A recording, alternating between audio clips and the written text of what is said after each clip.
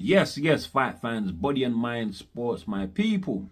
You are fully appreciated in this round, my guys, my people. I just want to start talking about the Last Crescendo and fight card. It is done, it is dusted, it is out of the way. And what a brilliant fight card it was. It definitely lived up to what we were expecting. Never a dull moment in that fight card there. So I totally enjoyed the fight card from bottom to top, my guys, my people. So what happened on the night? Let's start talking about these fights. I do want to start with Callum Smith versus Joshua Buatsi. Buatsi, the WBO interim champion at light heavyweight, lost his title to Callum Smith on the night via split decision. One judge scoring it 115-113 for Buatsi. Very generous there. I couldn't see a case for Buatsi winning, although I could manage an argument for a draw, but for winning, no. So very generous there from that judge. The other two judges that gave it 116-112 to Smith, that was a good call, but the other judge 119-110 is not telling the story of the fight at all. From my eyes, it was a lot closer than that, my guys, my people. So that scorecard there is definitely a bit deceptive, that 119-110. But coming into this fight though, great win for Callum Smith, by the way, but there were a few question marks hanging over his head. People questioning whether he would have enough desire. How much did his fight with Better Beef take away from him? Now let me tackle his fight with Better Beef first. I didn't think that Better Beef fight took too much from him. Number one, he took a lot of punches in that fight, but it didn't last long, my guys. The fight was over just like that, my guys, my people. Also, Callum must have went into that fight knowing that he was the heavy underdog, and he knew in his mind that he would most likely lose in that fight, and was simply going in there just to give his best work that he has done in the gym, showcase it on the night. If he wins, he wins. If he doesn't, he doesn't. So not seriously mentally and emotionally invested in that fight for it to have impacted much on his confidence. And physically, yes, he took some punishment, but it didn't last long, as I have said, my guys, my people. So I expected him to come out very confident, especially against Buatsi, who has never fought at world level, never faced an opponent even remotely close to the quality of Callum Smith, my guys. So that would give extra confidence to Callum Smith and give him a huge desire, knowing that he's going into a fight that he has a huge chance of winning in, if not thinking that he's actually better than Joshua Buatsi. He possibly went into that fight believing that he's better than Buatsi. I don't think he was believing that he's better than Better Beef, my guys, my people. So yeah, I think even if he didn't have enough desire in that sort of situation there, with the interim title on the line, the WBO interim title on the line, and an opportunity to fight for a title shot, that is all the motivation that he needed. And man, oh man, was he motivated on the night, my guys. He was totally switched on on the night, my guys. Beating Buatsi first to the punch, my guys, my people. And he grabbed the occasion with both hands, you know, and ultimately that was what separated him from Joshua Buatsi. Callum Smith, who I thought, the taller fighter with the longer reach, may opt to box from the outside. And for you know, a good part of the fight, he was doing great doing so, but it was more his inside work that impressed me more. The digging left hooks to the body, then coming back to the top, doing the same with the right hand too, capitalizing with the straight right and the overhand right, and then when he wants to mix it all up, coming in with the beautiful uppercuts as well on the inside that were landing clean. They look snappy, easy to see, and there were huge shots that Buatsi was eating on the night. Now, I expected Buatsi to eat a lot of shots. His defense is not that great, but Buatsi, I have to say, switches off too much in fights. Too much in fights, my guys, my people. He does not really 100% stick to his fight game.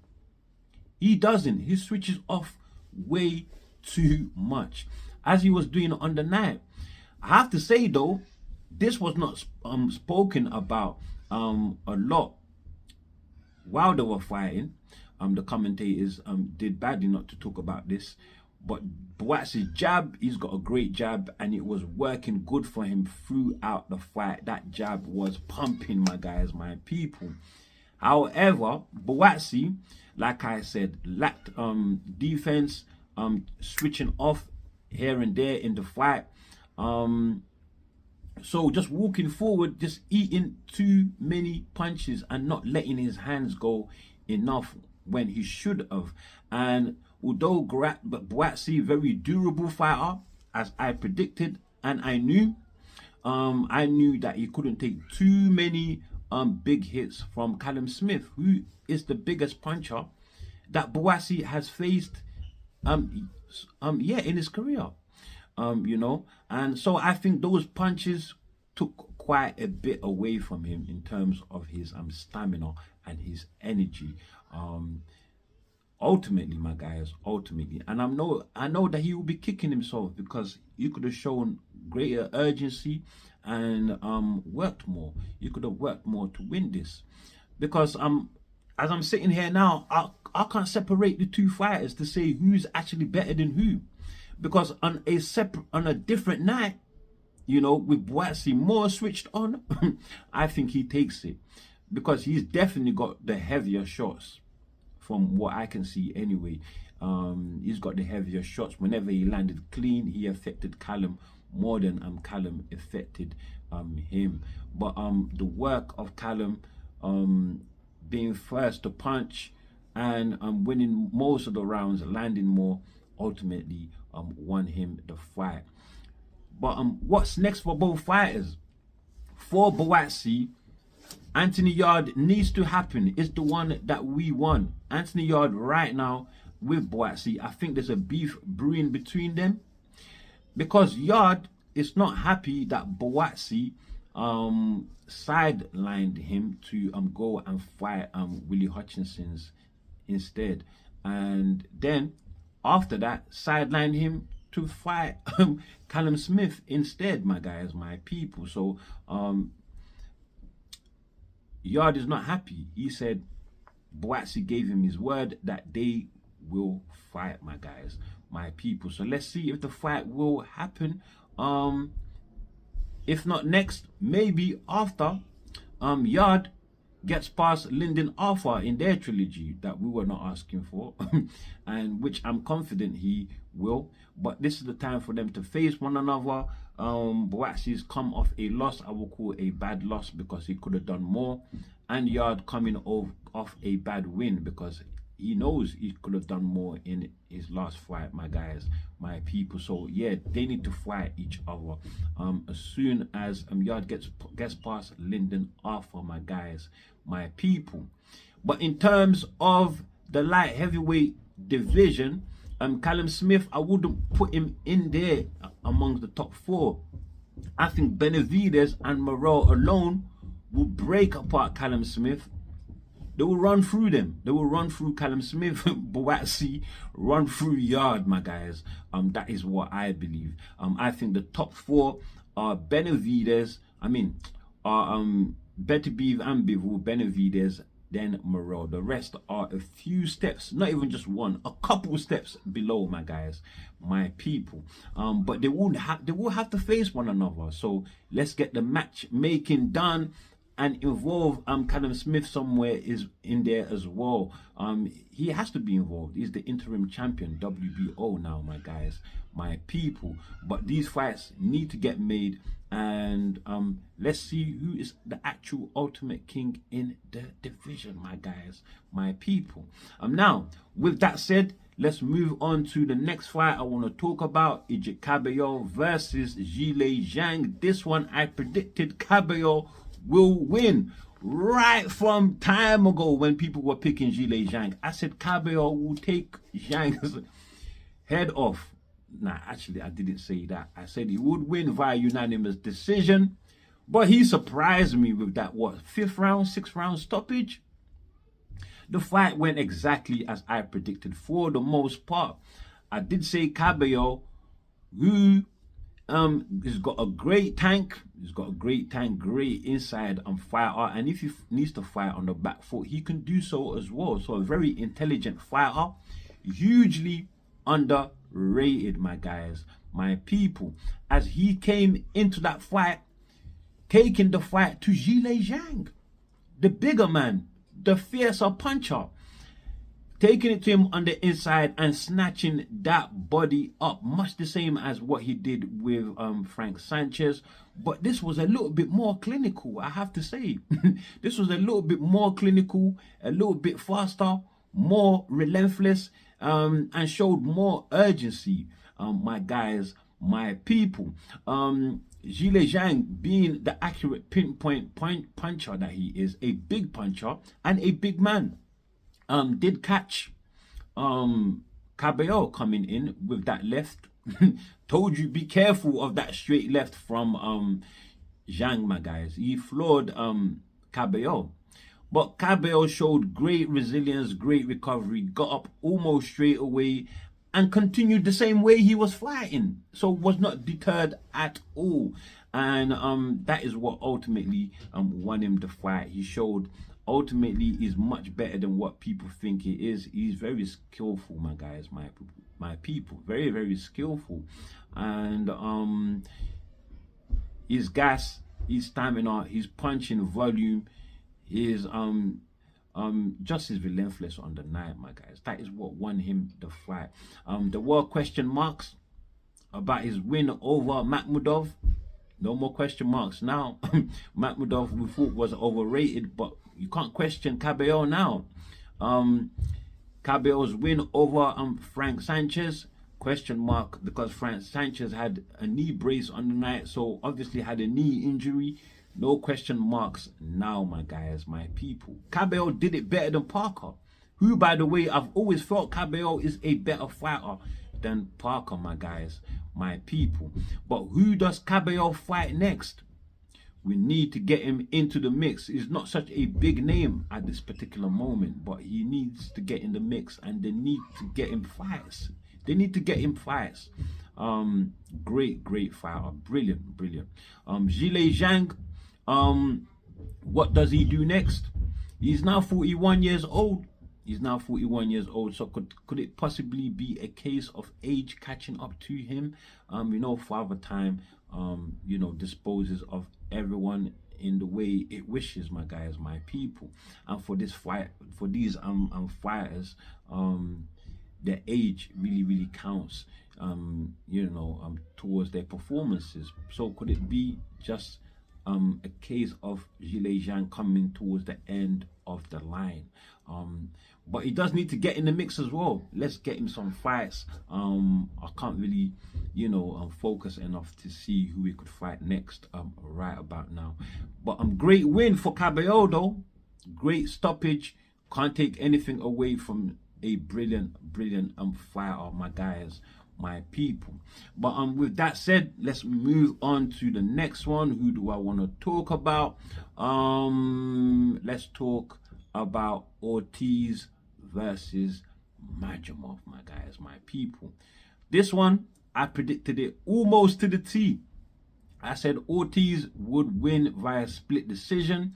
However, he got the unanimous decision, my guys, my people, which I think was a super decision on the night for Ortiz, who a lot of people were picking against him. But like I said, I didn't, my guys. I knew he was going to win. I thought that his inside fighting was just too much for Madrimov, who requires way too much space for him to maneuver and get his work going. He's not comfortable on the inside either, where Ortiz literally lives in. He's more secure on the inside, has greater defense, and is more responsible on the inside, my guys, my people. I did say on the outside, you should avoid any outside boxing type of fight, because that is not him fighting on the back foot. It's just not him at all. Madrimov, for the most part, in the first half, I'll say possibly from round 1 to 4 or 5, was doing well, keeping that distance, having that range, but he was too far out, because most of the time he couldn't do anything with the range that he was setting in the fight, because he's too far to counter and meet Ortiz all the time. You know, just too far out. So not fighting in that beautiful spot, my guys, my people, where you're not too far out and not too far in, and moving around too much, so not settling enough to let anything go from his punches, moving around way too much. And I questioned Madrimov's stamina. I knew that too much movement, you know, he would soon tire, and then it would become a battle of attrition and wills, which is which is Ortiz's bread and butter. And when it came to that, ultimately that was what won Ortiz the fight, my guys, my people, who run away with it from I'll say the middle rounds all the way to the end. Ortiz did. Super performance by Ortiz, went beyond everybody's expectations. They were betting against him. He won, my guys, as I expected. Ortiz is a brilliant fighter. Can't take away nothing from him, my guys, my people. Madrimov was forced to fight in Ortiz's fight. Can you see? Can you see? Running around does not win you fights, my guys. There's got to be a time when you have to engage and be comfortable with inside fighting. And I think Madrimov needs to work on his inside game. He needs to work on his stamina and his pain threshold. He needs to work on that, because that is how Ortiz beat him on the night, my guys, my people. Hooks to the body, body shots. Whew. Let me not go into it, my guys. Brilliant win for Ortiz, unanimous decision on the night, my guys, my people. Making the 154 division looking very interesting right now. A very deep division. Anyone can beat anyone on the night. Ultimately, that is what I would say about that. So Ortiz retains his WBC interim champion. Great. So he's still perfectly in position to make a fight with Sebastian Fundora, my guys, my people. So my people, that will of course ends my talk of the fight card. 3 fights now that I've spoken about in this video, my guys, my people. I will talk about the rest of the fights in another video. I'm coming to you very shortly after this one, my guys, my people. And with that said, that's all I have for you on this one. As always, do like, share, subscribe, and of course drop your comments below, and stay super blessed, my guys.